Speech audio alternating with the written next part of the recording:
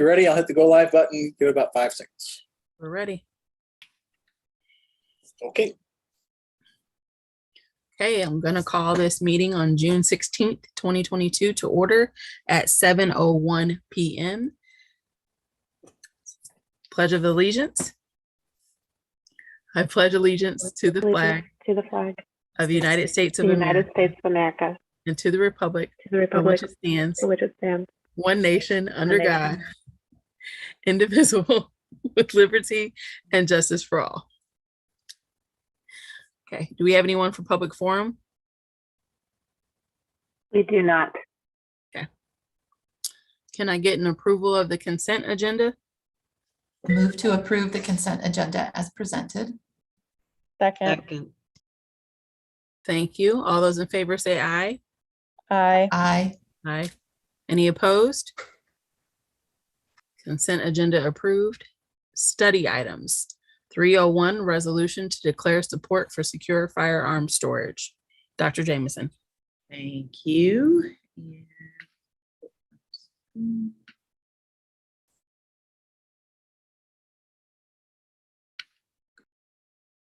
All right, so with a lot of the killings that we've observed, lastly from Uvalde, what we have found is that gun violence continues to be a challenge in society. And so with the Maplewood-Richmond Heights Board of Education really wants to identify ways that the school district can support the efforts, as well as outline the district's role and the board's role with that. And what you see before you is a copy of the sensible gun safety legislation for this item. It outlines basically what the district pledges as it relates to sensible gun safety, not only within the school district, but also within our community.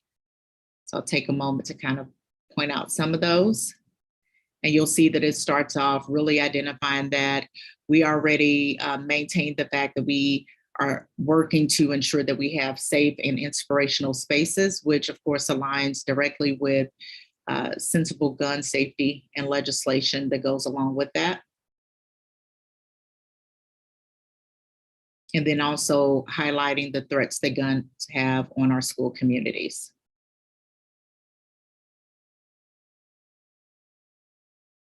I think the pieces that are most prevalent within this particular resolution are outlined at the bottom, where the board indicates what that looks like for us as a district.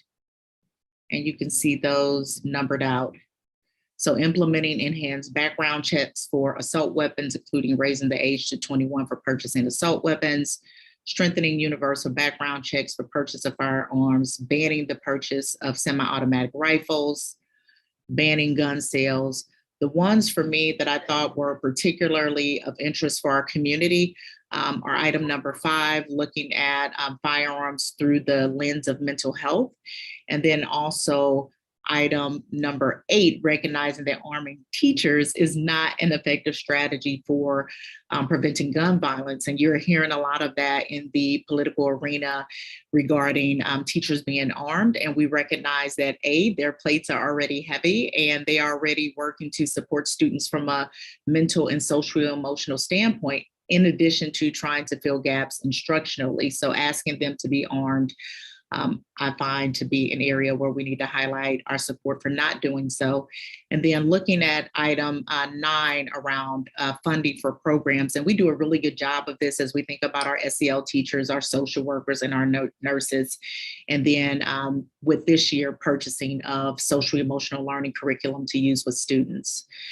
This particular item will come back at the next board meeting to be voted on by the board, so that we can begin to do the work outlined in our resolution for sensible gun safety legislation.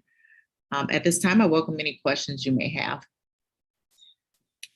Dr. Jameson, I really appreciate this. It's a really important thing, and I don't want to distract from that, but I think we're on study item 3.02, and I just wanted to clarify that we're going to do 3.01 next. Oh, I think I pulled up the wrong document. Let me go back. Oh, They're interrelated. So. Yes, I'm sorry. I got my two screens up. Thank you for that. Yes, I have the other one listed too. I can go back and start with the secure firearm storage one. But that one, it was for the sensible gun safety. So let me flip back. Thank you for that.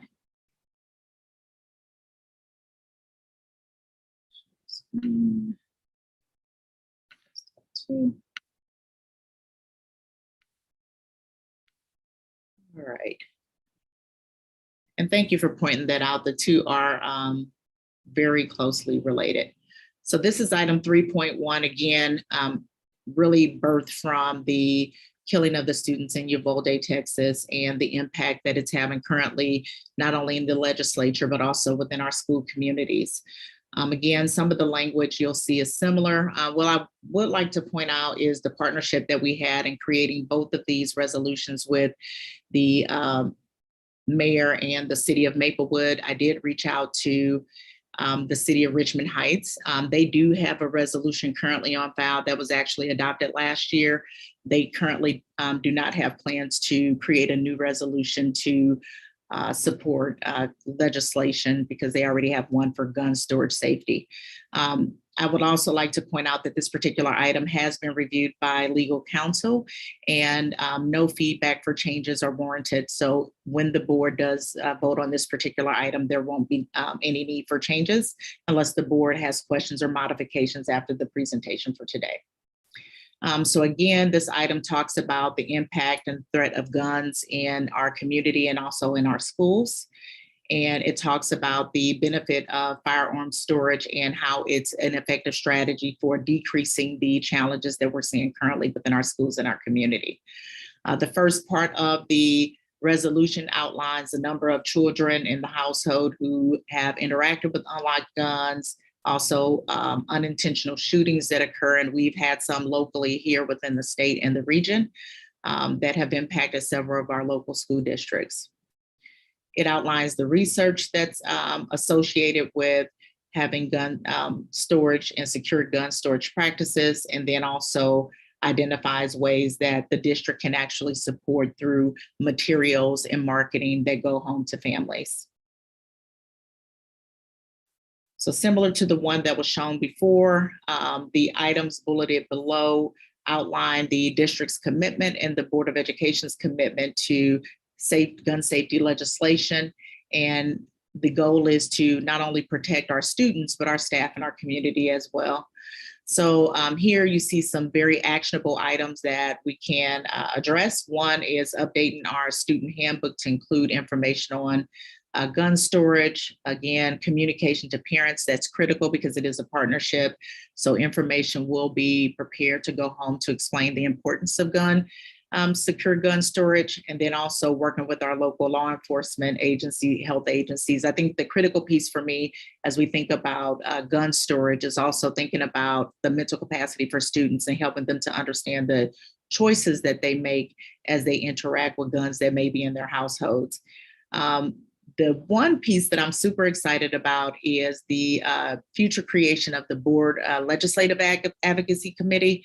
I had an opportunity to attend a session in Webster Groves with a few of our superintendents, and we had to bring forth ideas regarding what we could do to actually impact legislation that comes out regarding gun safety. And one of the things that I shared with the group was, one, having legislators to actually be in our schools. And so trying to look at our region and identify schools for them to actually be in. So when they are bringing forth different forms of legislation, we can walk them through our buildings and really help them to see what the impact might be.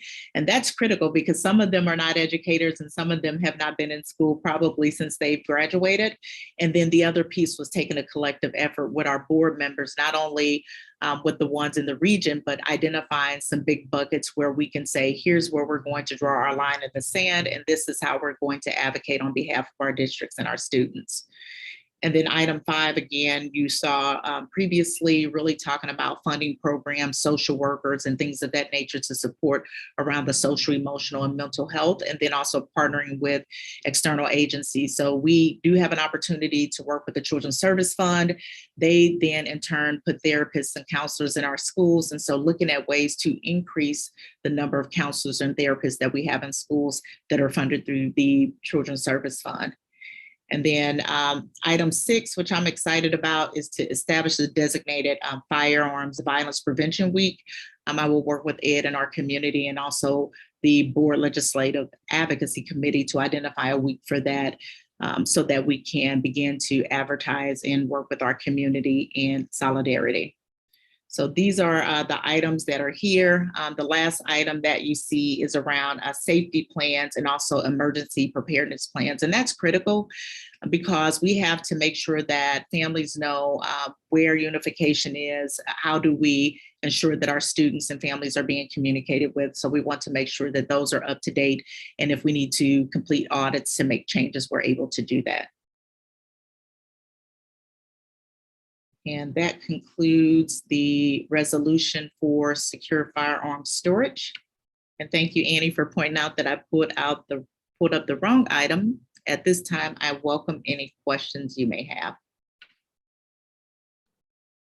Yeah, I appreciate the district taking a proactive stance on this. I think both of these resolutions together, the first one, in much the same way that we have leaned heavily on our community to do the right thing around COVID. I think this is also saying there is a role for our community to play in, making sure that the firearms that exist in our community are, stored properly, stored safely. Dr.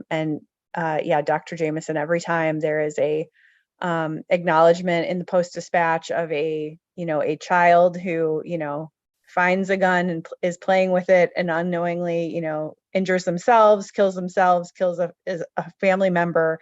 It is just unthinkable trauma. And I know we have not been spared from gun violence in the Maplewood, Richmond Heights community over the last year either. And so again, just really appreciate the community being part of conversations with us. I have, as my child is a little older now and going on play dates to families' houses that, she's never been to before.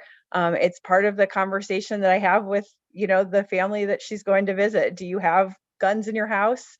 And if you do, how do you store them? And it was a little awkward at first, but I think if we continue to just make that, a norm, people are really, I think, accepting of the fact that we are trying to create safe and inspirational spaces around the entire district. So appreciate the secure firearm storage resolution to that effect. I have a question. Oh, go ahead. I was going to say, you gave me an idea. I just actually jotted down how to have conversations around gun storage when your kids are going over, and then how we might partner with the police department. So that could be a great Zoom session with our families and the local police department. So thank you for that. My question was about when we vote on it. Since we are scheduling a special work session on the 27th, I think it was, right? Can we vote on these that day? Would that work? I can put it on the agenda. Thank you. Would anybody be opposed to that? Is that the 27th or the 28th? Probably 28th, whatever day we selected. I think it was the 28th. It allows us to really kick off the new academic year with this already on the books. So yeah. Okay, great. I have a question regarding, and thanks for doing it because it is so needed. And I know we really want to express to families about gun storage, gun safety, teaching kids.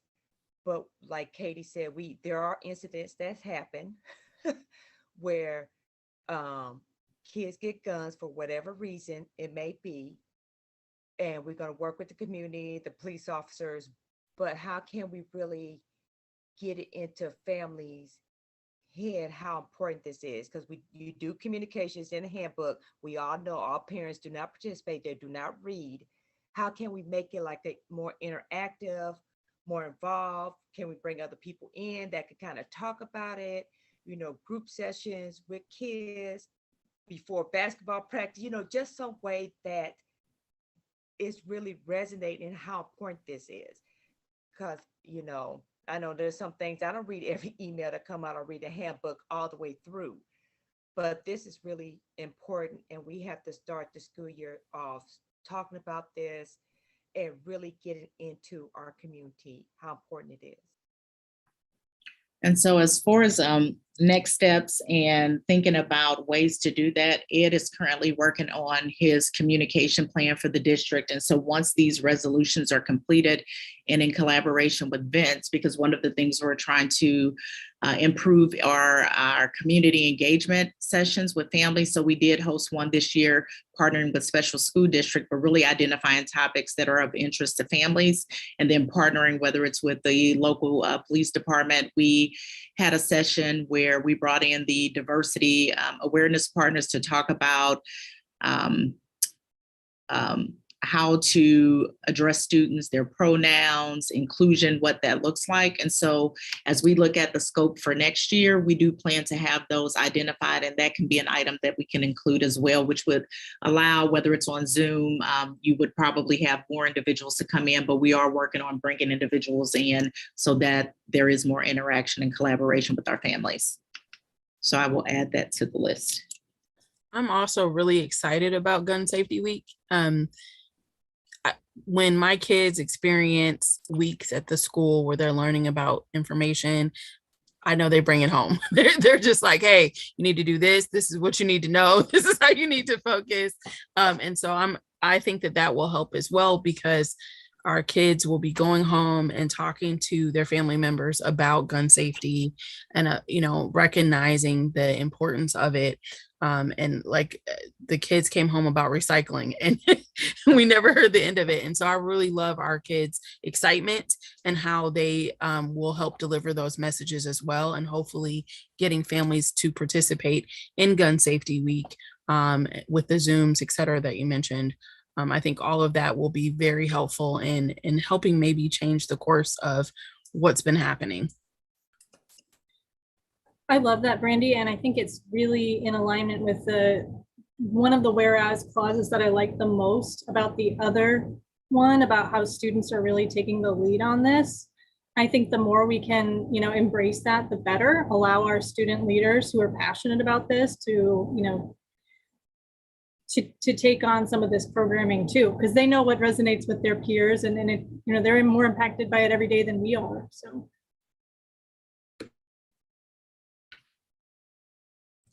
I'm excited that the board has a critical role to play in this with our Legislative Advocacy Committee. In thinking through how we might implement that, would we think about deferring committee assignments until these resolutions are approved? So my plan is later on at that portion of the meeting to show everyone the committees, our new edition of the Legislative Advocacy Committee, and then give people some time to ponder the committees and hopefully vote next month, because it took a minute to get some of the Benita was very helpful in getting as many of the definitions and descriptions as possible, but we realized that there's some significant changes, I think, that need to be made to the committees and how they're labeled. So we'll talk a little bit about that tonight. And then we will have passed the resolutions and then be able to join the committees at the next meeting if that works for everybody. Great, thank you. Sorry to steal part of the later agenda in this meeting, but I think anytime we can pass resolutions and have substantive steps for we as board members to take as a result, I think is great practice. So I'm excited to put that into action. I agree. Okay, COVID-19 update, Dr. Jameson. This one,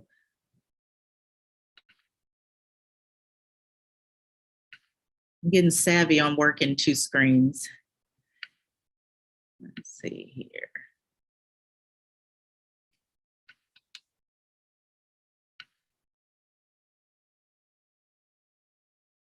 All right, there we go. So just starting off for some context, we are still in a pandemic, and I know I start off every time saying that, but I think because our community and society are continuing to move on as if the pandemic does not exist, it does. And so as we continue to watch the data regionally or see the government remove sanctions around testing to get back in the country, it continues to paint the picture that the pandemic is stalled, but it is still here and it is kicking in live and well. So I want to start off with our regional COVID-19 tracking report. This information is provided by Education Plus, which comes from St. Louis County Department of Health. Just as a reminder, we, before some of the measures were actually pulled back by Dr. Sam Page, we would actually get updates 3 times a week. And so now the updates are more sporadic, and we get them once a week. Sometimes that's on a Friday, that's sometimes on a Monday. So the data is not as fresh, and the website is not updated as frequently as it was in the past. And so I did reach out and follow up with NABU. I know I had mentioned the last month that they were going to modify the dashboard, but it appears that Dr. Jamison at MRH is the only person who was interested in the varying forms of data, and they do not plan to make adjustments. So here you see the COVID inpatient bed utilization rate. It has continued to grow drastically since the past few weeks, and it continues to grow. One of the things I do want to highlight is while bed utilization has increased, it has not increased for our age group. The numbers have actually increased. I think it was for individuals who were in the age range of 30 to 39, but there are increases across the board, and you can see the hospital utilizations increasing as well as the cases per 100,000. I do want to, while I'm on this particular slide, one of the things that I was interested in from a question that I received from the board was not necessarily to compare what the zip code population adjusted case rate was, because I think that doesn't necessarily matter, but more or less trying to get an idea of where do our zip codes land. And so they didn't have positivity rate for our zip codes, but I was provided information for our zip codes, which you'll see when we go to the next slides. We are currently at 465.8 for zip code 63117, which is above what the CDC says, which is 200. And then for 63143, it's 339.4. And we've seen that trend over time when we look at our zip code data, which we'll get to, that 63143 usually is a lot lower than 63117. Again, just like to put this data in front of us, our community level is currently high in St. Louis County, and that includes all of the counties that are included in that. And that's an increase from before. So for a very long time, we were at a low level for community reporting, but now it's at high. This is the COVID-19 cases by zip code. This is the data that I pulled on June 9th, and you can see there for the 2 zip codes, again, you can see the disparity in the new cases in the past 14 days, but that's significantly higher than the past 2 weeks when the data was reported, and we were at, for the past 14 days, half of both of those for the new cases, so we are seeing an increase. This is our dashboard. We're continuing to track this. If you were to look at it today, the numbers look drastically different. We are making an adjustment for summer school. So what you will find when you do look at the MRHE data tracking board, because summer school is primarily held there, the enrollment will reflect the students that are currently there. And I'll talk a little bit about that. We started the summer school with 0 positivity rate for the building. And then as far as the enrollment, just to kind of share some information for that. So we have slated varying numbers for summer school. Those numbers do not exceed 200 students at one given time. And then it's also broken up from AM and PM. And our current vaccination rate, which is something that we track and typically track during the school year for those students who are enrolled, is 72.9%. Again, this data is dated, it's from June 9th and also includes the end of the school year. The dashboard will be updated to reflect summer school data. But you can see there, the data is still the same. The ECC during the school year did have the most positivity cases across the other school sites.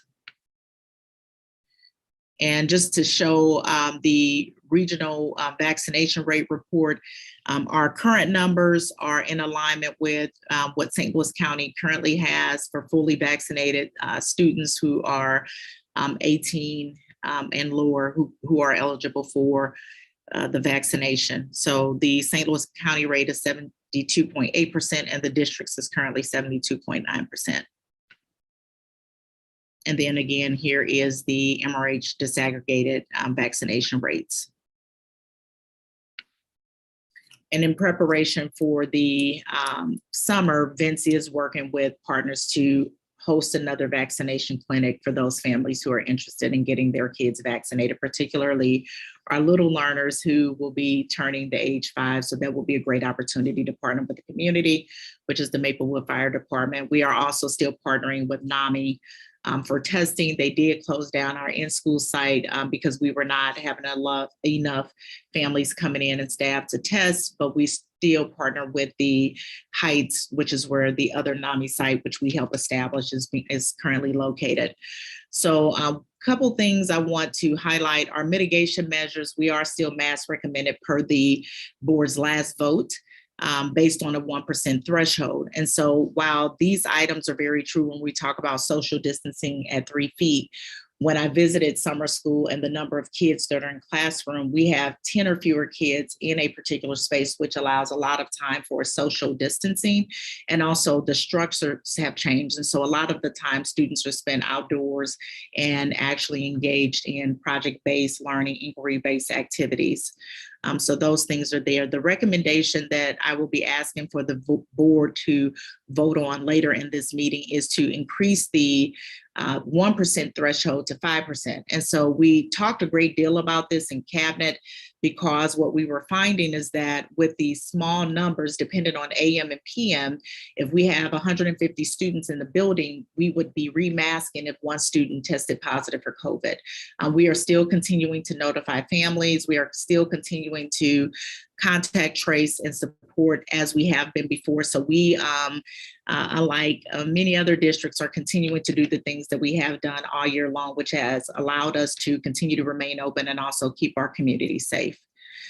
So I will conclude the update from today at this time, and I welcome any questions you may have. I have a question. I'm wondering, I'm guessing you probably don't have it in front of you, but I know there was a presentation a few sessions back about what the CDC's community levels really mean. And I have it in front of me so I can answer this question if you don't have the answer. But do you know the difference, what the recommendations are from the CDC between when a community is at the medium level like we were recently and when we're at a high level like we are now? I do not have that information in front of me, but if you have it, feel free to share. Yeah. CDC recommends that we wear a mask indoors in public when we hit the high level, as compared to the medium level where you're only recommended to do that if you are already at high risk for severe illness.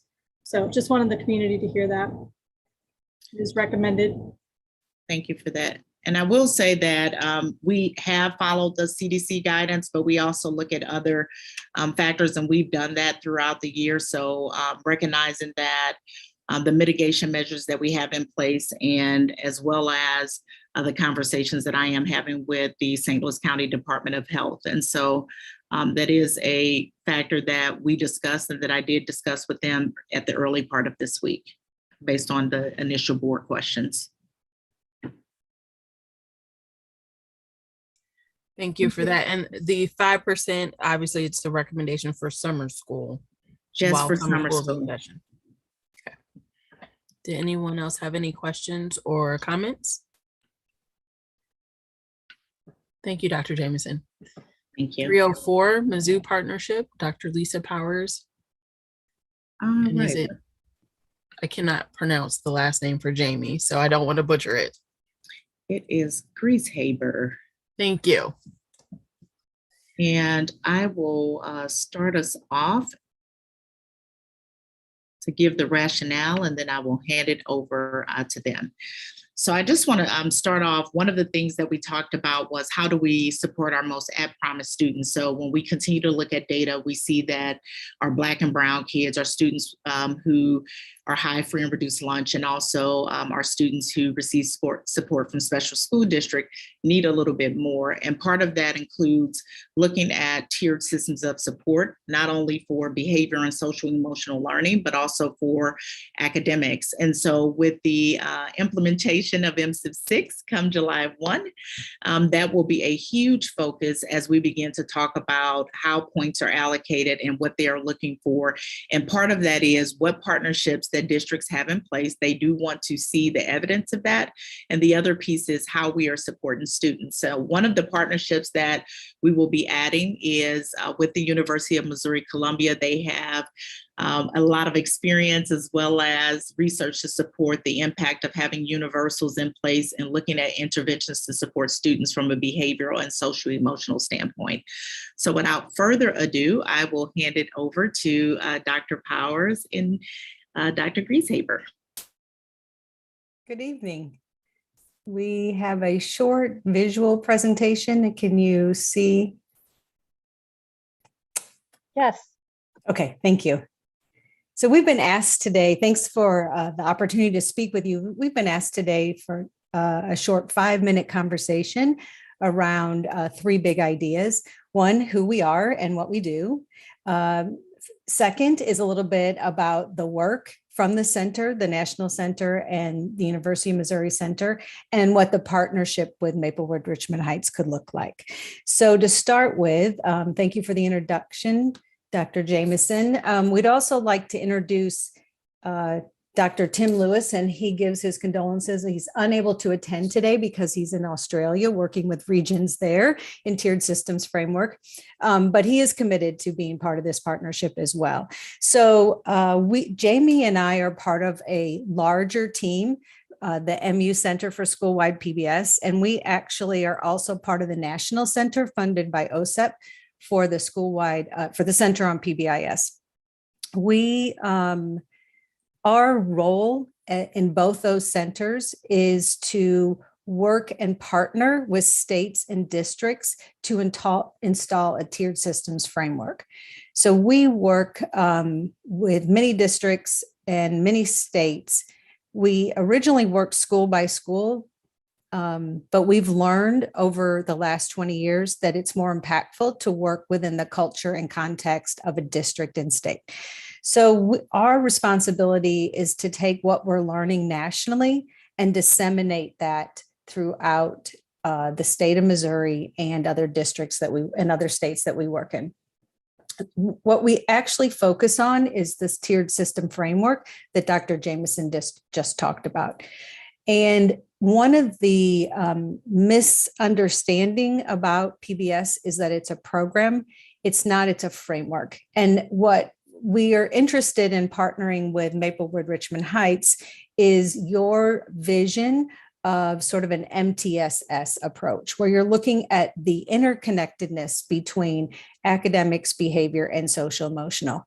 And it is about what supports do you put in place to ensure each and every child in your district is experiencing success. And to do this in a perky pace, the way we really look at it is what data is important to you in your district that you want to impact. And then once you know the data that you want to see changes in or that you want to see growth in, then we look to see what practices will impact that data. Those are more of the easy pieces. What we spend a lot of time on working with districts is what systems do you put in place to ensure that those practices are implemented with integrity and that they're getting the outcomes that you want. The other piece that we look at is, are they equitable? Is each and every child in your district experiencing success? And our focus is really around the social emotional behavior piece and how it links to the success academically. So how do you create school systems that are predictable, consistent, and safe, and where every child feels connected, feels safe at school, and has the skills, both behavior and social emotional skills, to be successful? So that's a little bit about what we do. PBS could be one example of a tiered system framework. If you look at the values that are inherent in part of the PBS work is we focus on the social behavior of children. We look at the academic competence. We look at how do you create a positive school culture and how does equity impact that? And some of the things you talked about match, where you create safe spaces, safe inspirational spaces, that kind of fits right within this framework. We are grounded in science, and you can read the pieces that we really pay attention to. One thing that is also important is the implementation. We are very careful in the cultural and context that you value within your community. We really work with a leadership team to build capacity to install sort of your tiered system framework. We pay attention to the stages of implementation, and we provide technical assistance around the research and what evidence-based practices are there. We have 20 years worth of data, and there are just some sources here for you to look at. I think we've linked this article in the presentation notes as well. But basically, we know that there is a reduction in problem behavior when you install sort of a tiered system framework with the critical components, increase in pro-social behavior, reduction in staff turnover, improved teacher preparation for academic effectiveness. So then this last thing that we wanted to just talk briefly about is, so what might it look like in Maplewood, Richmond Heights? Is the process really looks at working with a district leadership team. The district leadership team assesses what they currently have in place using what we call the district system fidelity tool, and they identify what is working well and what might be a priority.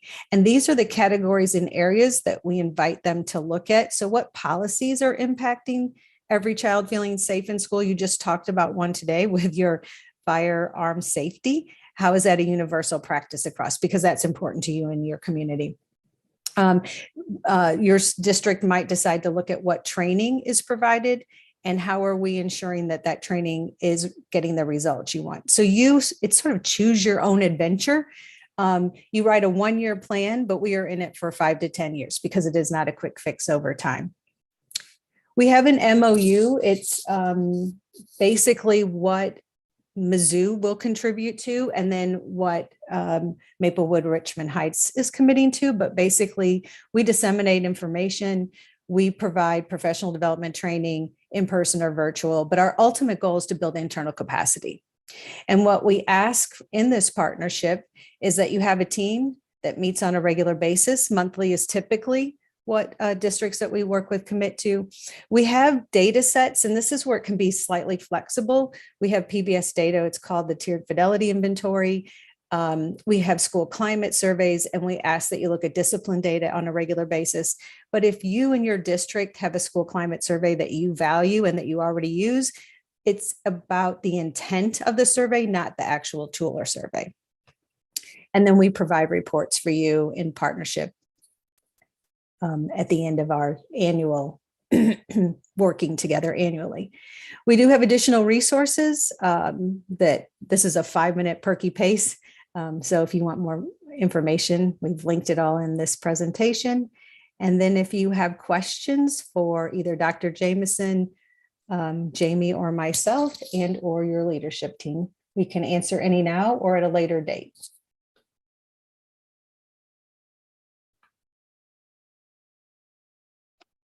Is there a budget implication for the district? Are we paying anything for this? It's grant funded, so there's no financial cost. Dr. Powers, have you partnered with other school districts in our region on this program? Yes, we have. We have 3 in your region. We have 3 in Kansas City, 1 in mid-Missouri, and we have 3 in this area here in St. Louis. And we actually have 2 more wanting to partner. I think this question is probably for you, Dr. Jameson. Can you speak to how this would fit in with the strategic planning process? Absolutely. So part of it, depending on what those buckets are, it aligns directly with MSIP. So I want to always go back and start there because that's where it starts.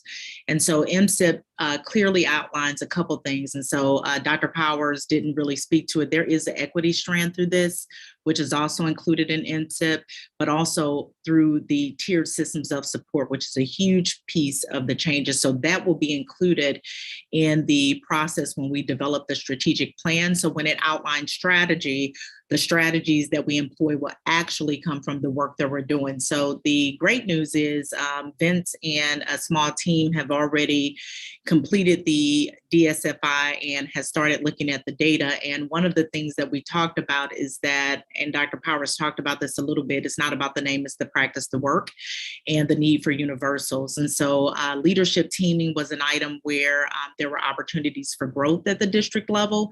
And so we're really looking forward to beginning this work and also looking at how it will impact not only our strategic plan. We are being very narrow in our focus as we start the work. So thank you for asking. Thank you. Thank you. Look forward to that partnership and seeing what it develops and how it helps us grow. Does anyone else have any questions or comments? Okay, thank you so much. Thank you. Construction change orders, Chris?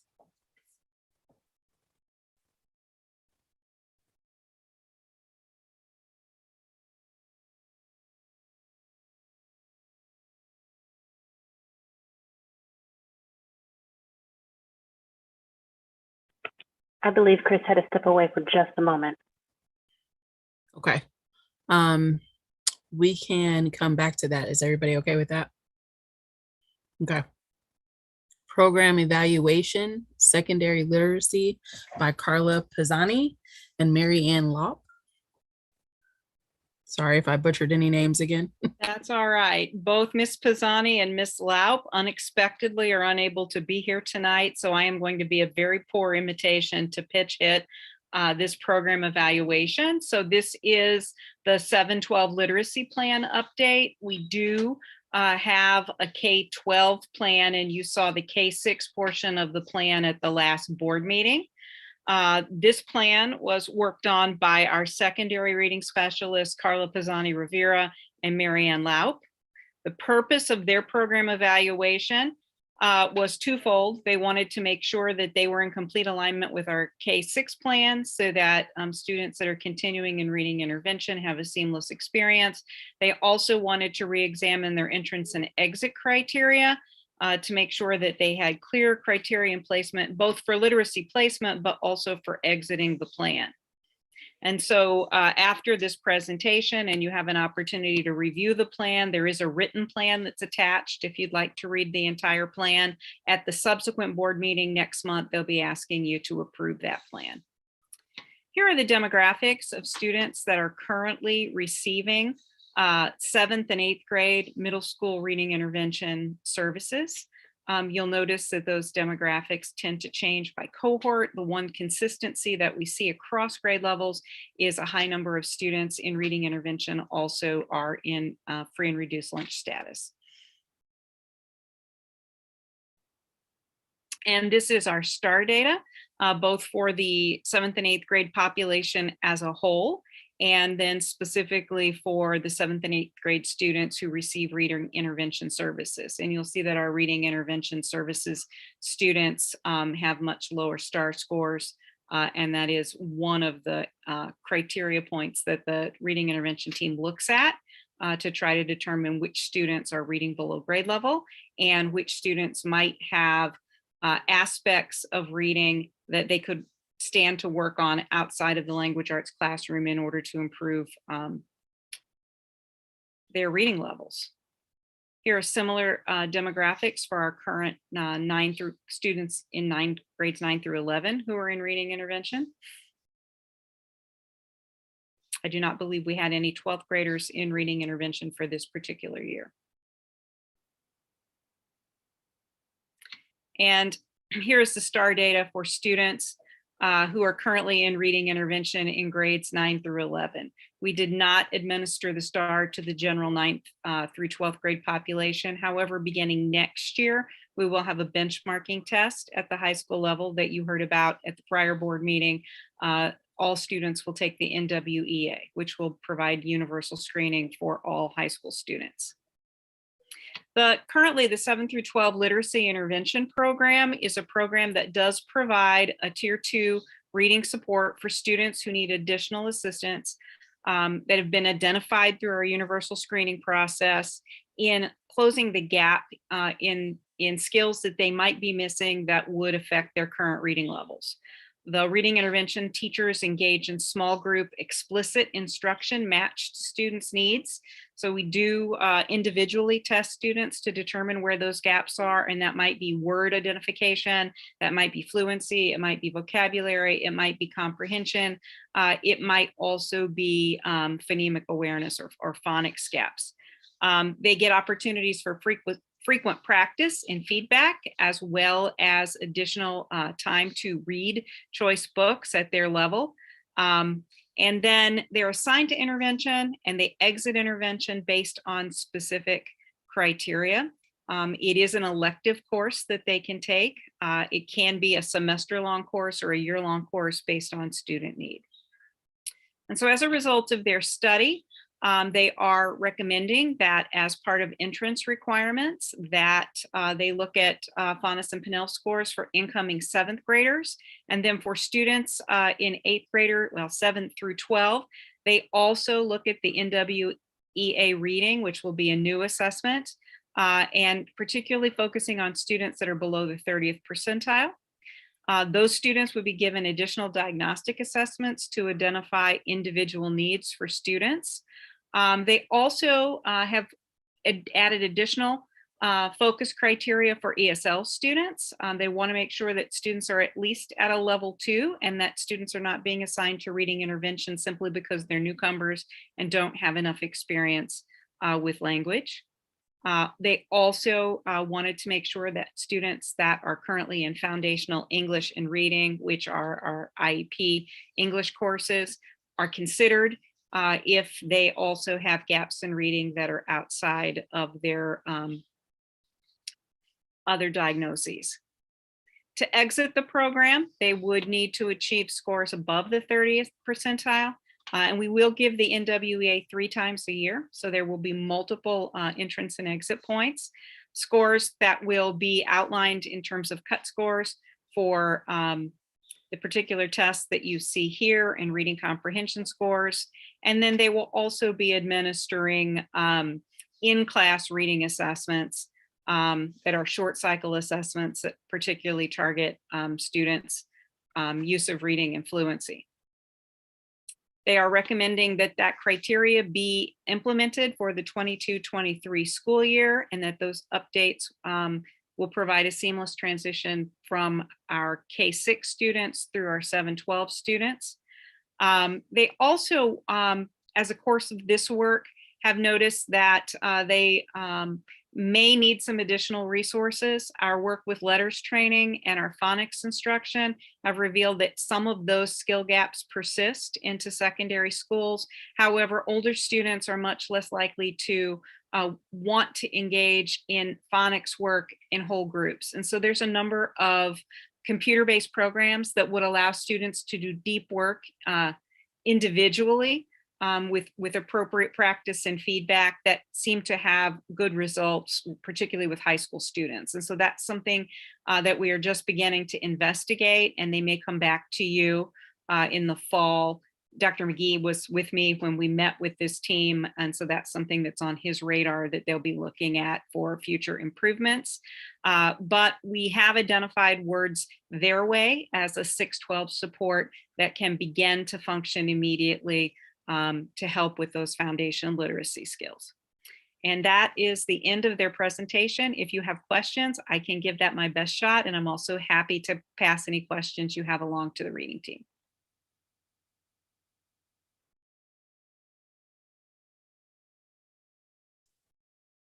Thank you. I think you did a good job. I think you made them proud. Does anyone have any questions or comments? Okay. I'd like to go to the next program evaluation and then step back on construction change orders, and then Chris would still be up for the RFP update if everybody's okay with that. Okay. So program evaluation, professional development.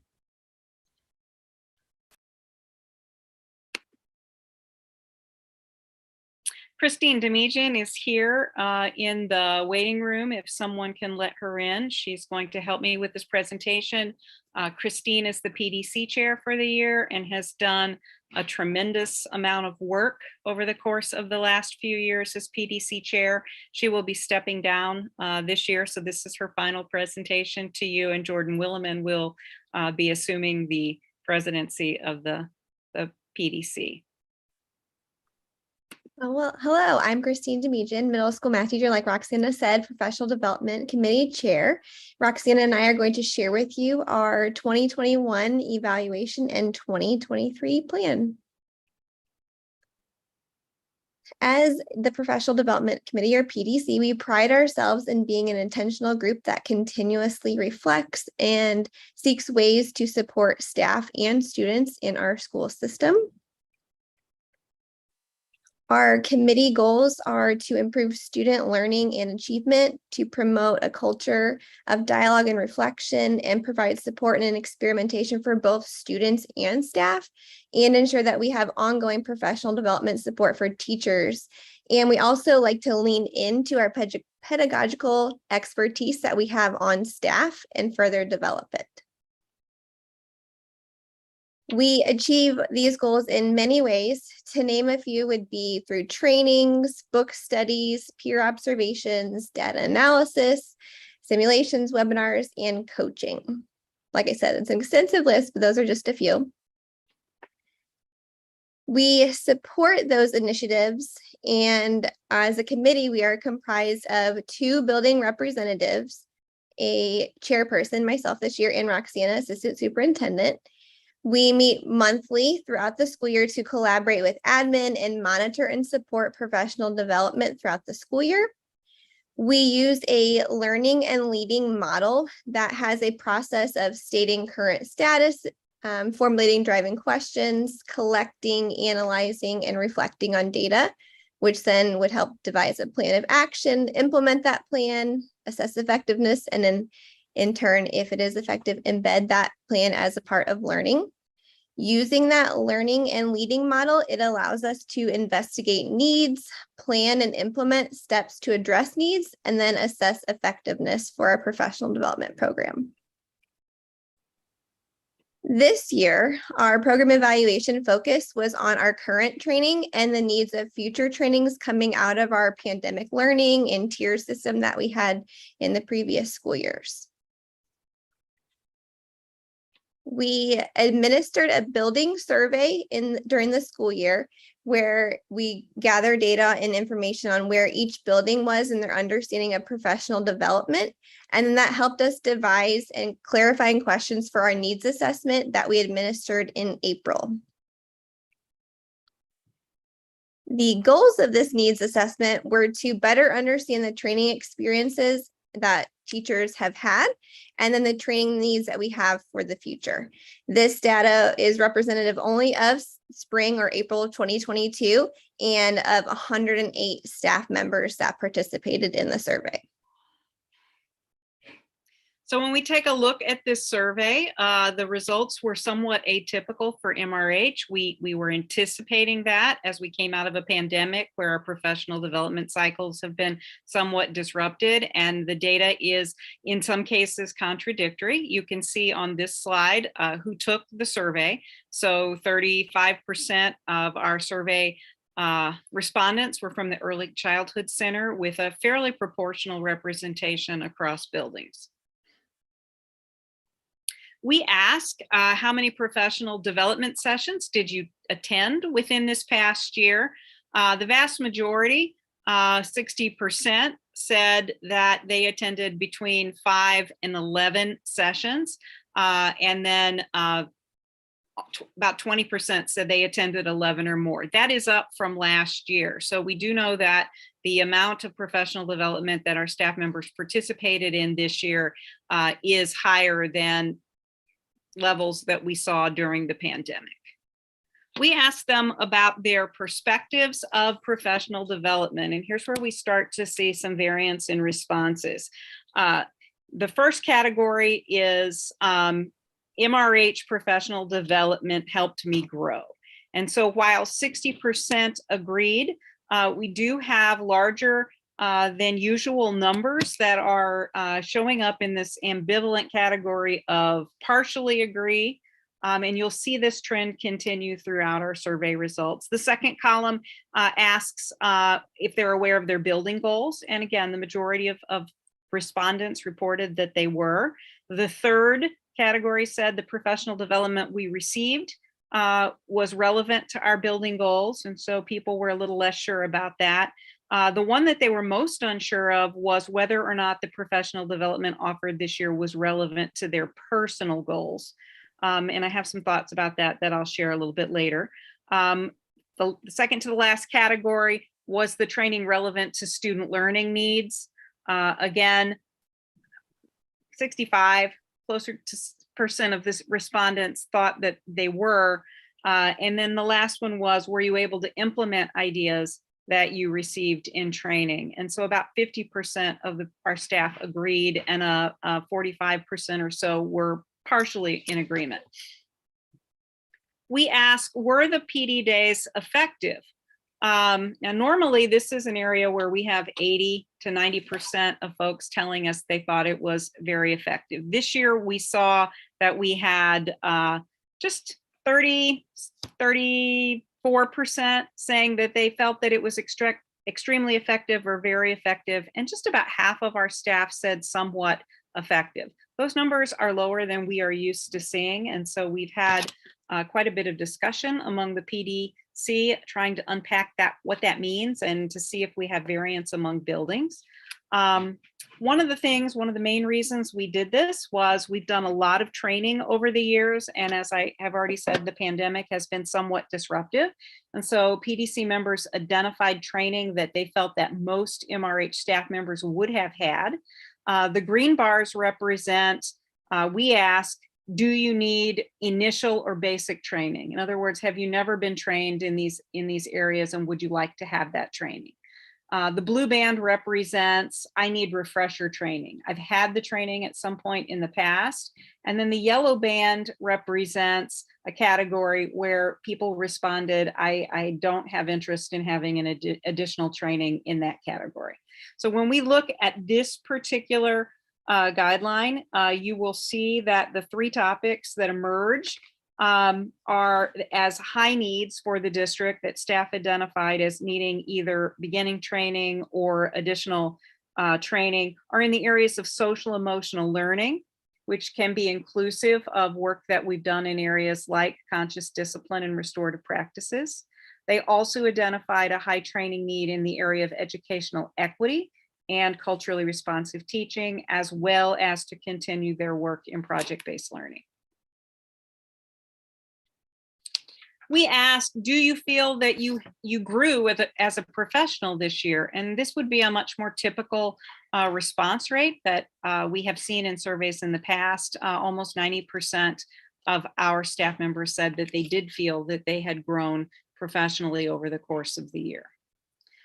We also ask, what did you get this year, whether you took it at MRH or whether you took it somewhere else? The highest responses that we received were in the areas of safety protocols and COVID response, in the area of social emotional learning to meet student needs, and in the area of academic lesson development and curriculum development to meet student needs. So one working hypothesis we have is that we've seen more people in the somewhat effective categories or somewhat met my personal goals, because a lot of the training focus in the last year and a half has been to meet immediate needs of students and have not necessarily been part of the larger systemic work that has happened at MRH in the past, and that was done by necessity.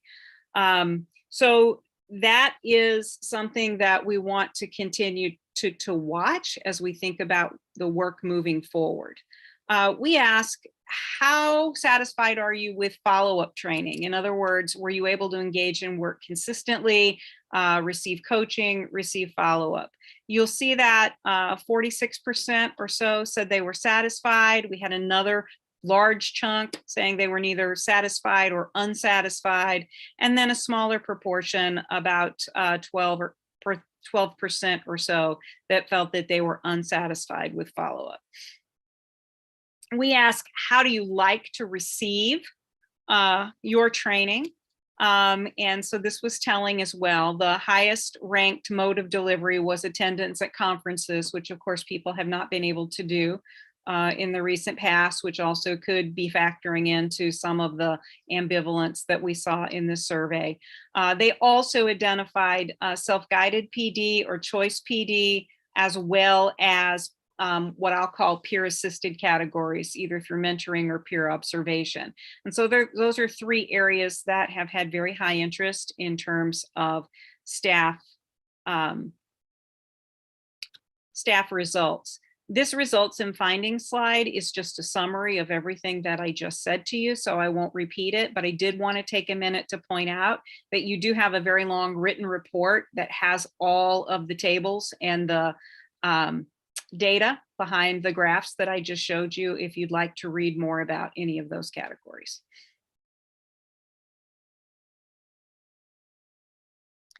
So based on our survey, our data that Roxana just shared with you all, we devised some recommendations as a PDC. So based on the results, we recommend to continue to provide more opportunities for peer observation and classroom modeling. That was a high choice of interest or piece of interest in the survey. To continue support, like Roxana said, in the areas of educational equity, curriculum and lesson plan development, project-based learning or PBL, the MTSS or multi-tiered systems of support, and then tech support.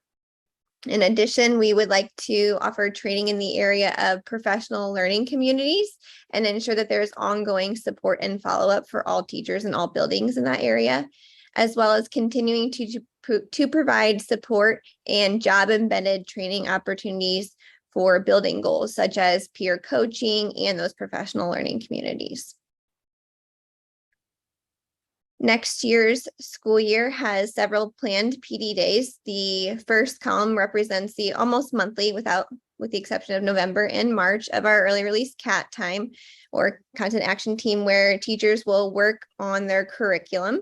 And then the designated professional development days, the 5 throughout the school year, in which the ECC and ELE will collaborate together on their focus areas, and then the middle school and high school will collaborate on their focus areas as well. To conclude our presentation, we wanted to show each building's goal. There are some commonalities for all of the buildings. So all of the buildings will focus on the professional learning communities, or PLCs. All will focus on tech and MTSS, so that multi-tiered system of support. So that supports students academically and social emotionally.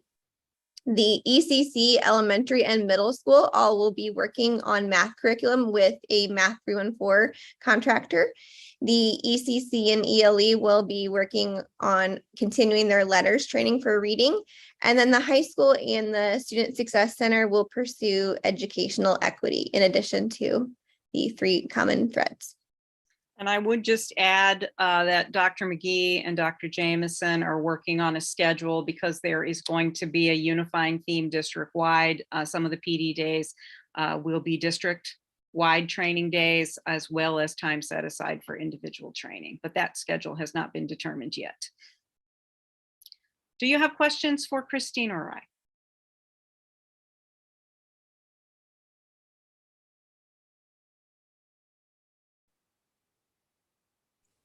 Thank you for that presentation.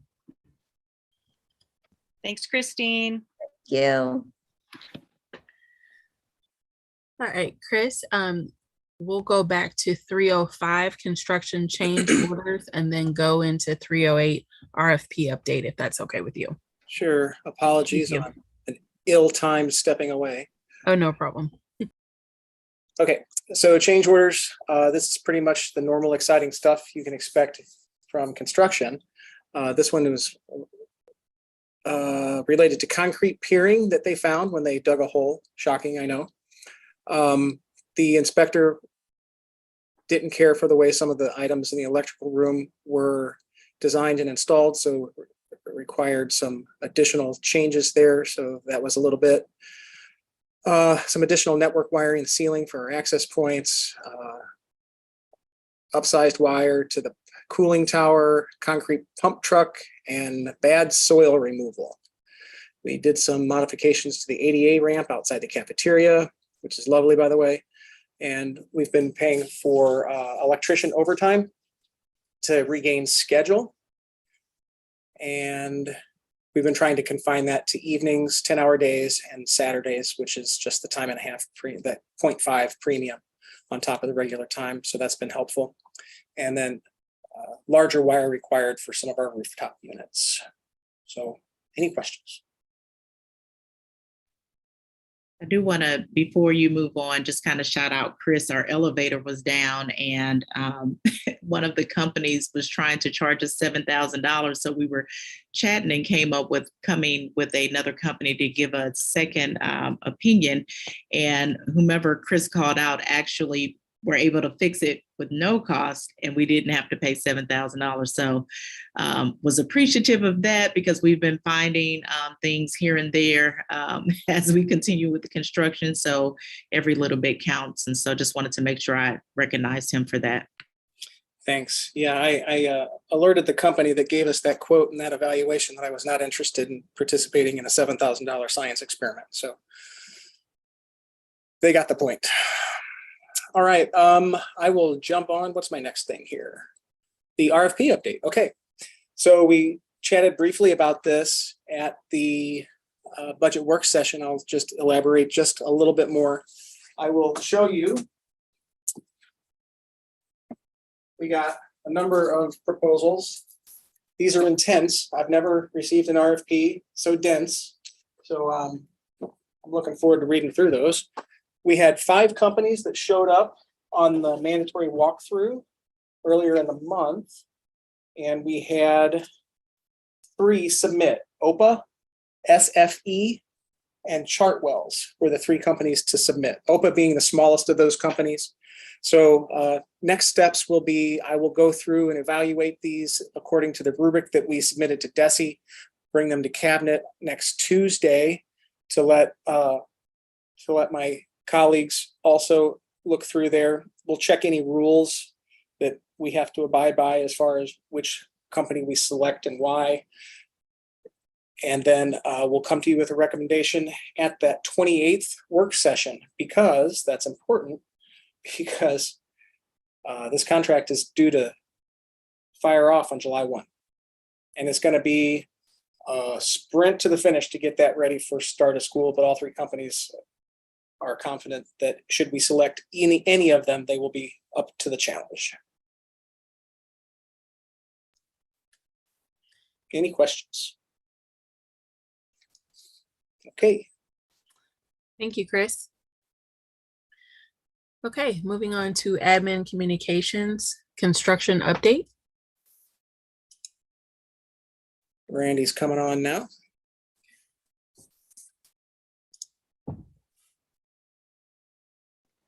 Okay, I think I'm in. Can you hear me? We Okay, got you, Randy. I see a lot of heads going north and south. Good. Very quickly, we are now deep into summer projects, which, as you might expect, involves a lot of demolition in the areas to be touched this summer. The new middle school office area, if you haven't been by the building, you might want to stop in. The staff has moved in, the furniture's in place. There's still some work to be done in those areas, but it's more punch list type items. So kind of a first step, and also 2 very nice classrooms. The furniture's in place, so you can take a look at what some of your new classrooms are going to look like. Very impressive. The teen kitchen area down by the cafeteria, work has resumed there. Once we have final inspection, the walls will be closed in with drywall. That should pick up pace very soon. The vestibule, exterior vestibule outside the entrance, new entrance to the middle school office space, you'll see a lot of foundations have been poured for the ADA ramp and the steps. They're going to start erecting steel for that canopy above that entrance probably next week. So that's coming along well. One of the most visible pieces is the expansion at the cafeteria. If you've driven by on Manchester and looked that way, you can see it pretty clearly now. The metal roof is in place, and even a lot of the exterior metal framing is now in place. Chris mentioned earlier that we had paid some electricians some overtime to help us regain schedule. We're also paying these framers some overtime because it doesn't involve any extra equipment. It only involves a few people. So in terms of recovering schedule, it's probably one of the most cost-efficient ways we can pay for overtime and regain some time on the schedule.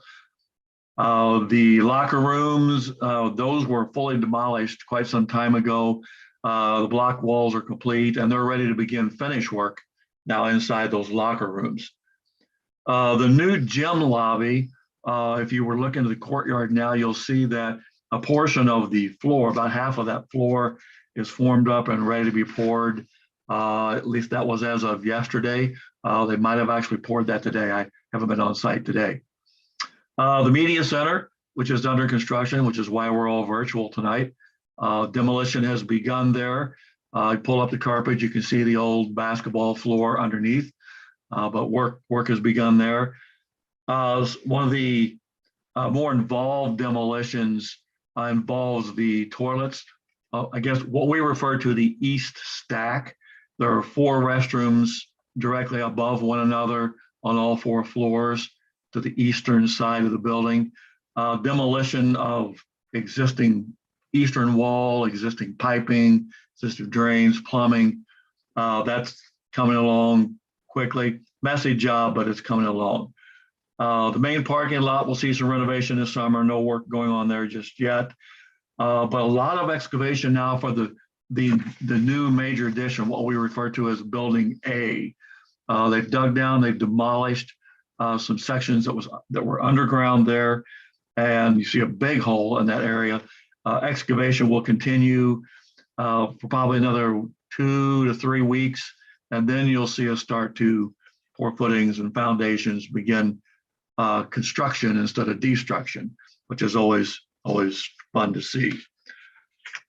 Chris mentioned change orders. Everything that was listed on that change order, something you've seen in your weekly memo. And in terms of the construction budget, right now we have completed about 44% of the work based on the amount we've paid out and what retainage we're holding. So we've completed about 44% of the work. If you add up all of the change orders and even the potential change orders that I'm aware of, but have not yet come to fruition, the total value of those make up right at 51% of our contingency funds. So again, 44% of the work is done. We've used about 51% of our contingency funds. I will point out that there's one very, very large potential change order in the works. Chris is working with this, and it involves the access controls, security cameras, and so on, largely for the new 3-story addition. That work was not included in the original scope that was bid out, a couple of years ago, whenever that happened. And Chris is trying to see if we can find a way to afford that and include that, because as you've discussed earlier in your meeting, the security cameras, the access controls are important for us to have in place. And that particular item alone is close to $100,000. So that has a significant impact on our construction budget. And again, Chris continues to work on it, but we want to make you aware of it. With that said, I'll stop and be happy to respond to any questions or comments you may have.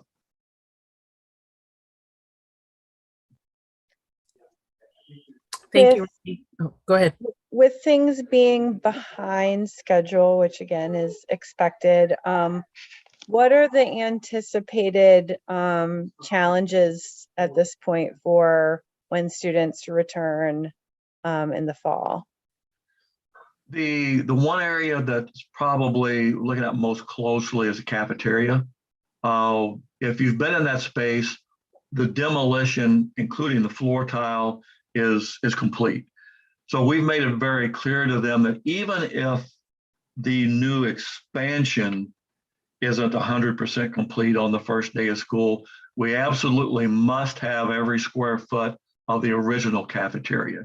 You may remember there was a temporary wooden partition put up about the last 3 months of the last school year to separate the opening for the new expansion to the existing cafeteria. So plan B would be to completely finish the renovation in the existing cafeteria and then occupy the new expansion as quickly as possible thereafter. The teen kitchen, again, is not a space necessarily that's essential to the opening of school, but we still like to have that done. The locker rooms need to get done. The gym lobby will probably be done sometime after the school year begins, but we want to have that done before winter sports season, when that space gets used very heavily. We want to have that vestibule and that entrance to the new middle school office space, the old admin space. We want to have that complete so that becomes a regularly used entrance exit. And then also the new steps and or ADA ramp leading down to the courtyard. We want to have that complete this summer so that students and staff can once again enter the building through, I call it the overhang down to the courtyard. So there's a lot of things that we really need to push this summer. Parking lot is another one. Now, that shouldn't be too time consuming a project, but it's something we have to stay on every day. And with all of that being said, we're also looking ahead to the beginning of the 23-24 school year when we want to occupy the new 3-story addition, Building A. That's already behind schedule because of some of the electrical room work and so on that delayed us getting started in that space. So that's why you see us spending some money on overtime to regain, a day of the schedule here, a couple of days of the schedule there, to meet not only our needs for this upcoming school year, but even the beginning of the 23-24 school year.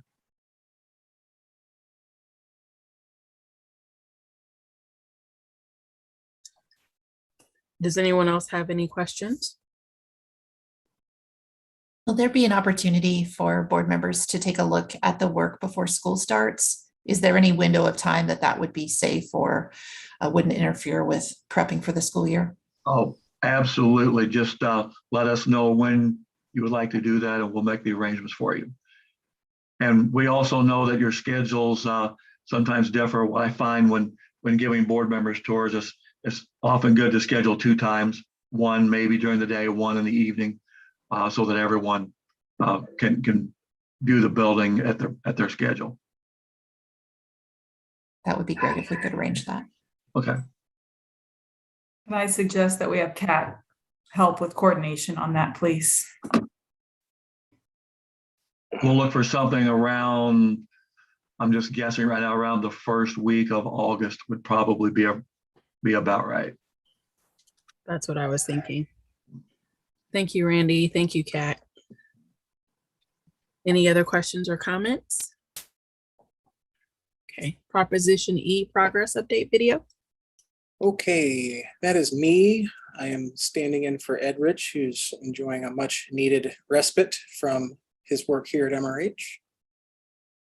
I just have to figure out how to do it, so bear with me. Chris is maneuvering through. His son is getting married, so that's pretty exciting. Not my son. Ed's son.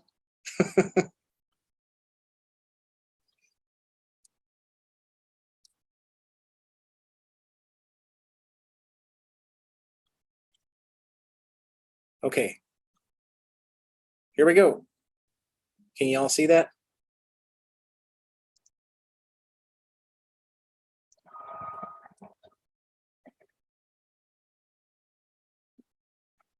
So this is our old cooling tower and heat plant.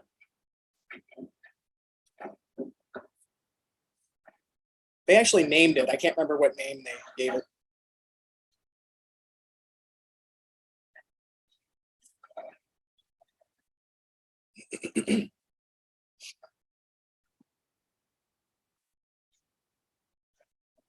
I never did like that thing anyway.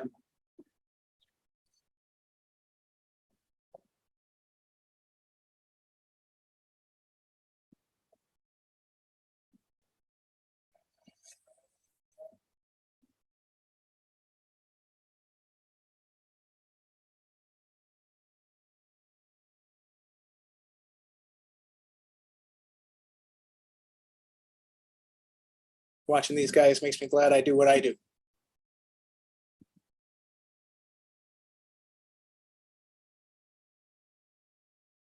So this is about a 1,600 square foot addition bump out to our existing cafeteria here.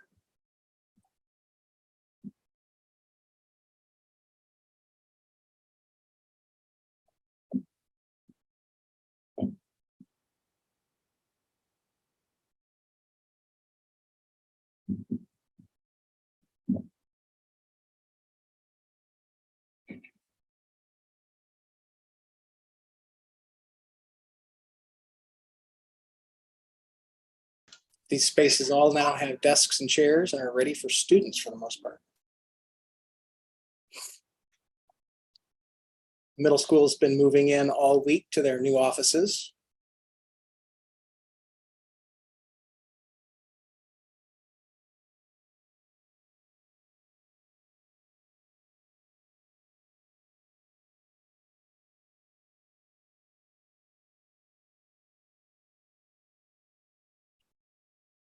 Their kitchenette and conference room.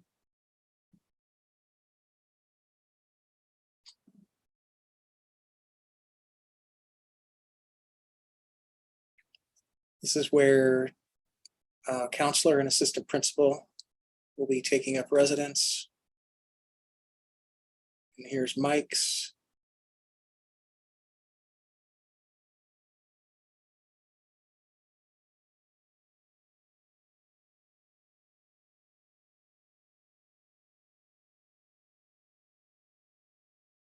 And there you have it.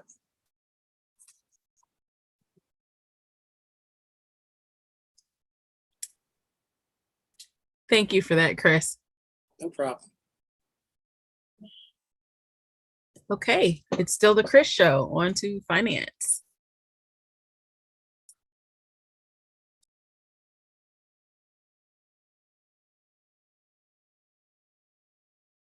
Randy, I'm going to send you out and let you enjoy your evening unless you'd like to stay. No problem. Thank you.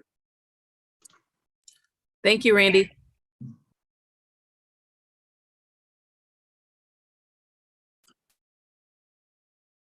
Okay, we got financial statements, right? Let me get myself reorganized here.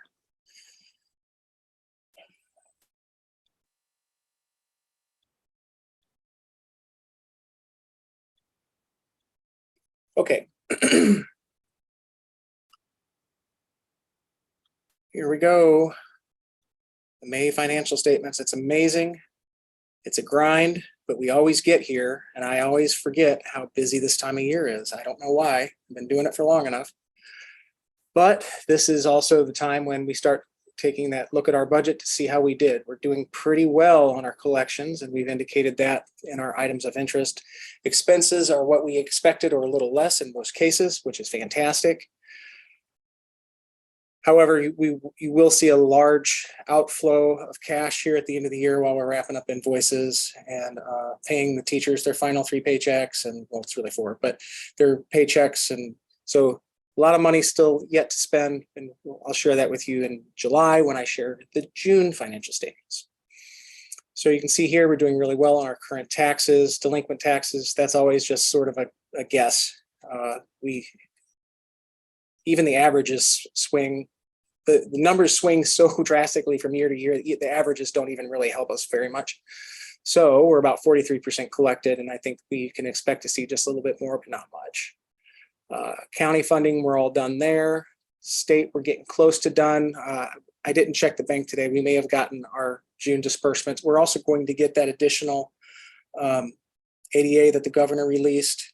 So, and a little bit of transportation bump, as well as they've finally funded transportation for the first time in like ever, which is fantastic for a lot of districts. Benita and I were chatting earlier. It doesn't really help us all that much. I mean, every dollar helps, but our small little district, we don't have all that many route miles. So we don't benefit from that as much as some of the larger geographic area school districts.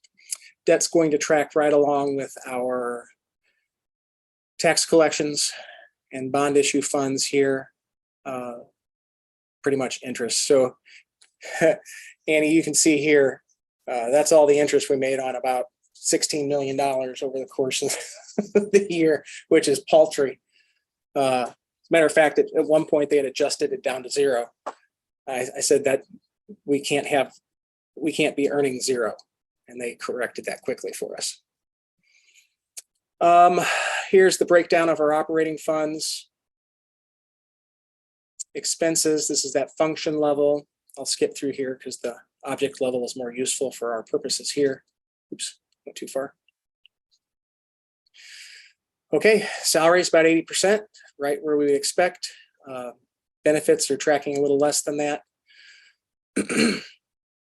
We had a significant number of underfilled positions or unfilled positions this year, though, on the support side. So I expect that's the primary reason for that. Purchase services are under expended, so I expect to do pretty well there. Also on supplies. Capital, we are a little bit high on this one. We're fixing that in our budget amendment to come later this evening, and then also in the coming weeks. But still, overall operating, we're here in a good place, just a little over 75% expended, and that won't alter that much. We do still have all of our utilities yet to go out the door, at least on the books here.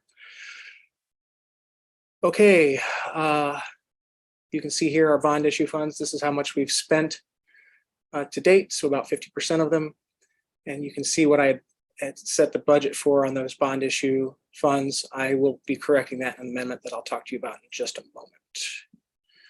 Okay, so right now the budget sits at 43% fund balance on the operations side as a fund balance as a percent of expenditures. That will move around slightly as we close the year. We're going to adjust all of our revenues to actual on the next amendment that you'll see, and make a few more adjustments to make sure that we're representing the books and get ready for the auditors. So any questions?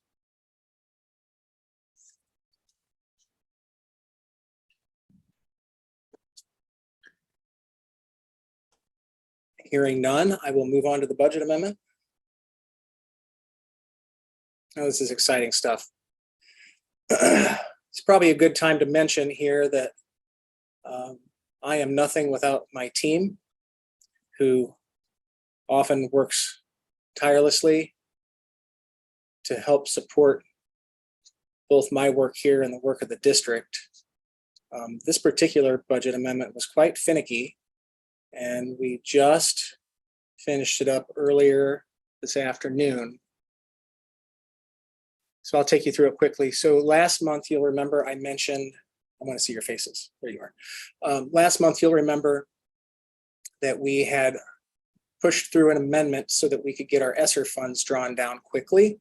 That was accomplished, and we've made adjustments for those offsetting expenses that we use those revenues for. So that's what you're seeing here.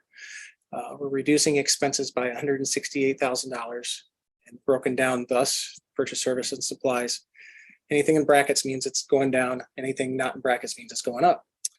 So this is our general fund.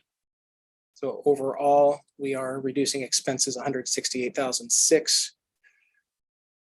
On the teacher side, the special revenue side, Fund 2, we're reducing about $180,000.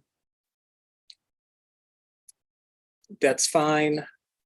Capital projects, just a little bit of movement here. This isn't related to ESSER because that's all capital expenses with federal funds have to be approved, and we didn't write any of those in. So this is related to other items that we've moved around. And bond issue. So just to explain, this is a really big number. You typically don't see numbers this large for me, at least in this context. When I set the budget for last year, I set it to the full amount that we had in the bank for our construction projects. So as I got a truer look of what we were spending this year, I reduced it in kind. So I'm reducing the construction budget by $12.1 million, but you'll see that reappear in next year's budget. So here's the look by all funds, reducing expenses, skewed of course by bonds, proceeds here by $12.5 million. And we are, which is exciting, and reducing revenue by about 600. Transfers are also included in this, moving from either fund to fund or account to account within funds. So this budget amendment will net us about a 45.5% fund balance, which is significantly different from the one that I showed you last time as promised. And again, this number will move when I present to you the final budget amendment for the fiscal year 22. And if you so desire, here is the backup. All the accounts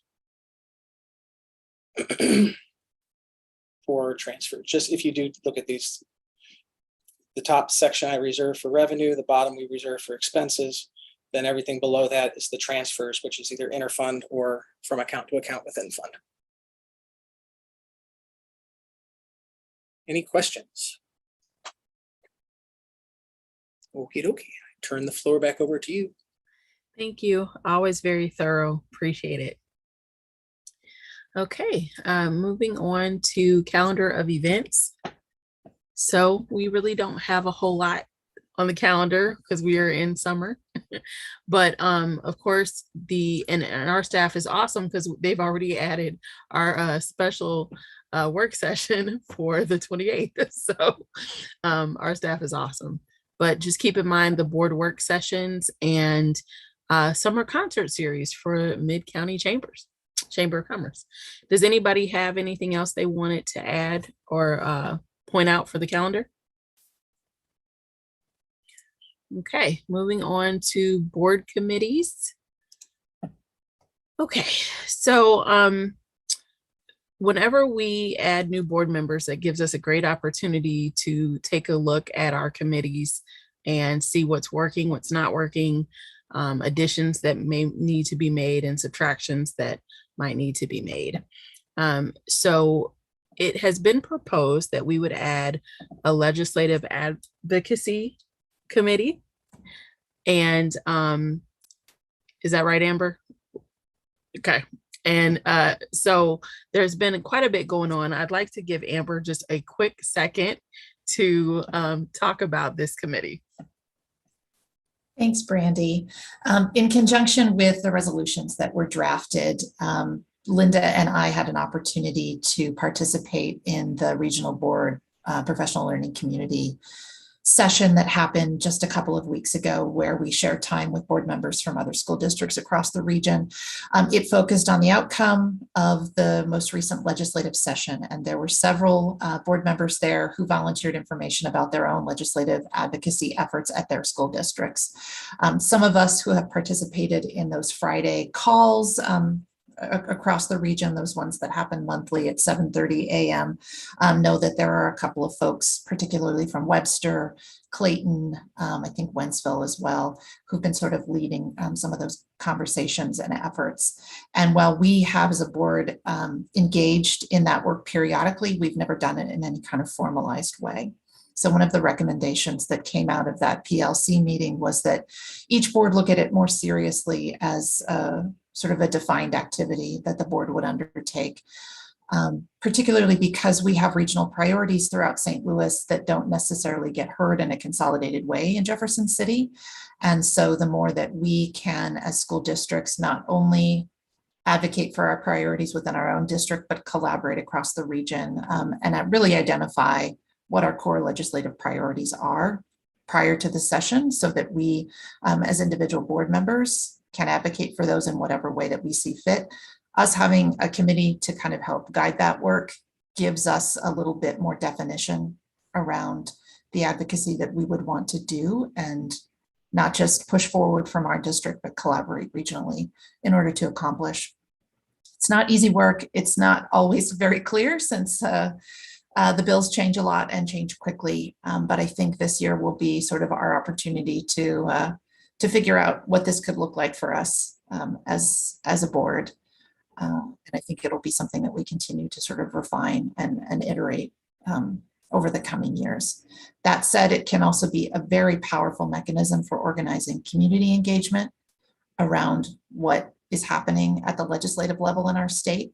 And I think based on what we've presented in our gun resolution and some of the other priorities we have in our district, there's a lot of work to be done in Jefferson City to represent the true priorities of our community here in Maplewood and Richmond Heights. So that's a little bit of context for sort of how that got woven into the conversation with the resolutions that we're planning to pass later this month. And I did volunteer to Brandy. I said, I don't really know what this is gonna look like, but sign me up. I'll do this and we'll stumble through it together. Thank you for volunteering and for the suggestion. I'm excited about adding this new committee and seeing where it takes us. One thing I should also add, Dr. Jameson also acknowledged that there's a lot of opportunity for us to work directly with our local representatives, both in the House and Senate. They have in the past been responsive to outreach to us. So actually to formalize those relationships and have more consistent contact with them would really be to our advantage. Great. So I requested that we put together the committee list and try to include the descriptions of the committees along with who's currently on it or who was on it this last year. And so there are a couple of committees that Bonita could not find a description for. So the thought that I was having, and please everybody chime in, was that we would work on defining what those committees are, what they entail, or consider removing them if we do not have a definition or if we don't think that they're necessary anymore. There was also an issue between whether or not it's a committee or something that there's just a board liaison on. So that's the other thing that we need to consider. So once we get the committee descriptions plugged in, I would be asking that everybody give their input on whether or not they think a committee needs to be removed or if a committee needs to be added. We can discuss that and then finalize it, have everyone sign up for what committees they're going to be participating in, and then we can finalize that at the next board meeting. Does anybody have any questions or anything that they wanted to say at this time about that part? I don't think I have any questions. I think it's a good practice, but I just want to be mindful that when we go through the review to evaluate the value of the committee, we need to be mindful of our policies and make sure that we aren't, that we're just adhering to the policies if we need to have these committees in place. Correct. And that will be included in what we send out, so we know which ones must stay based on our policy. And we can also talk about with the members on those committees, do we feel that it's working the way that the policy intended? Thank you. So this list will be edited and sent out to everyone, hopefully the beginning of next week. And then I welcome everyone's input and we will take it from there. Any other questions or comments? Just to clarify for anybody who might be listening, the difference between a committee versus a liaison, could you talk about that a little bit? I will let my expert Benita talk about that.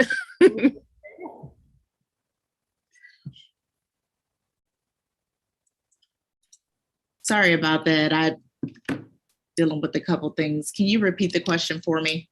Oh, sorry. The question was asked about the difference between the committees and the liaisons. And since you were my expert in helping me go through that, I was hoping that you could answer Annie's question about it. Absolutely. Thank so in our conversation with Cindy, because we did have conversation with legal counsel, what we found is that if we have a committee, which is enacted by the board, the committee that is led by the board member must develop the agenda and also have minutes to it because it's sunshineable. And so if you have a late liaison, the liaison is merely a liaison to the board that's actually ran or facilitated by a designee of the superintendent, but still carrying out the responsibilities that have been outlined in the description that the board wants to have addressed. And so an example I did hear Maria mention looking at policy. So the wellness committee actually birthed out of the wellness policy, and the district must have a committee, but the policy doesn't say that the board has to have the committee. So in essence, that can actually be a wellness committee that's led, which is currently being led by Vince Estrada, and then have a liaison. And so as it stands right now, being a board committee, really the board members should be setting the agenda and making sure that minutes are being collected, because that information should be recorded. So she indicated that if we choose to terminate any of the committees, we would actually have to do so via a vote. So as Brandy indicated, when we come back and once the descriptions are filled out, if there is a committee that we would terminate, that will be voted upon, and then we will make the adjustments and have a clean list for the board.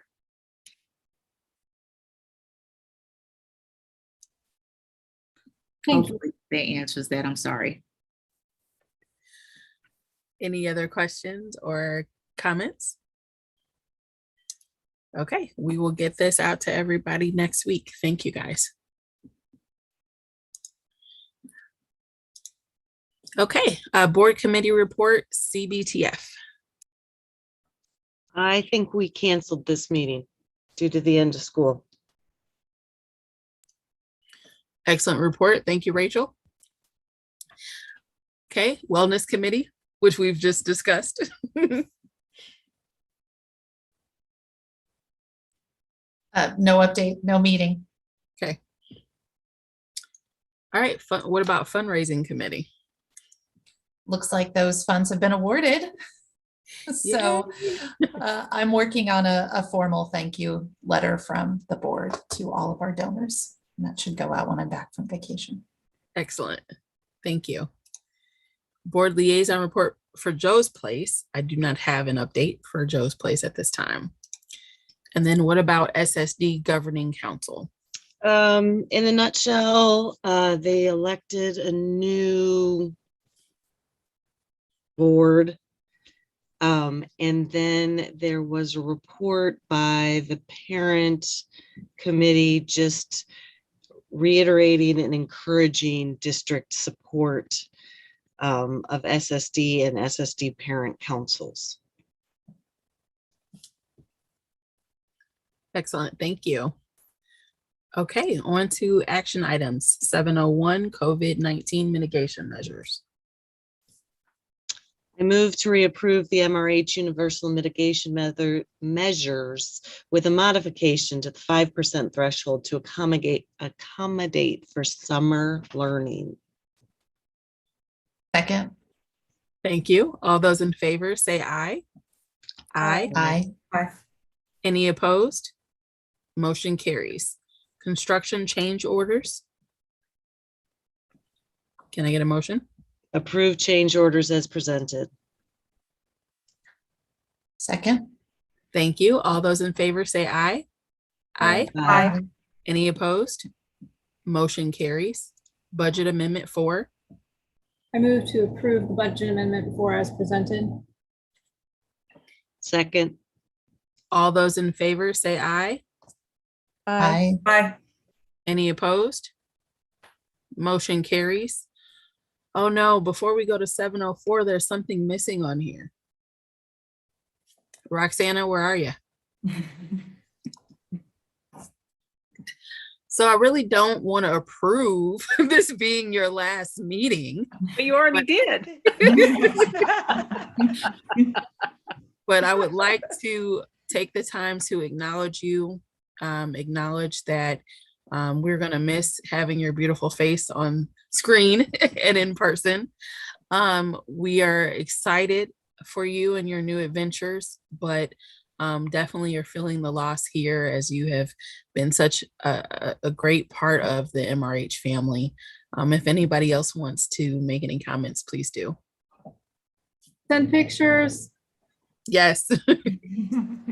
I'll just publicly add, she has been consistent in her efforts. She's worked up until the last day and making sure that our core data upload has been in, and that's appreciated, especially with the new team members coming in. And we did send her off with some traveling goodies so that she can track her way on her journeys. But appreciate you, especially coming in my first year and having someone who led the work and also being able to support as we went through. So I wish you well, and I know where you live.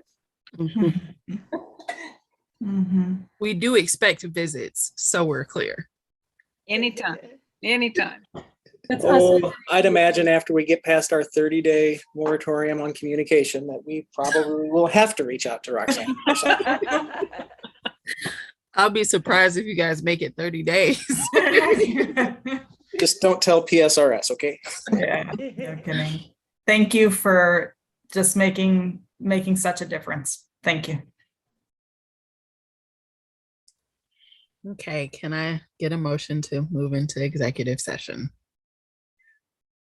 I move to enter executive session in accordance with section 610.021, subsections 3, 9, and 13, and section 610.022 of the revised status of Missouri on June 16, 2022 for the following specific reasons: personal matters. Second. Okay, all those in favor say aye. We do roll call, We please. need to do roll call. Yep, thank you. Ms. Kaufman, Yes. Ms. Goldsman, Yes. Ms. Tasman Ewing, Yes. Ms. Withicombe, Yes. Ms. Robinson, Yes. Ms. Langston, Yes. Ms. Herndon Miller. Yes. Okay, there should be an exec session link, so see you shortly. I sent it to your MRH inbox. Hey, Chris, I need you to resend. Thank you. I didn't get it again. I don't know. Yeah, thank you. Thank you, everyone. See you shortly.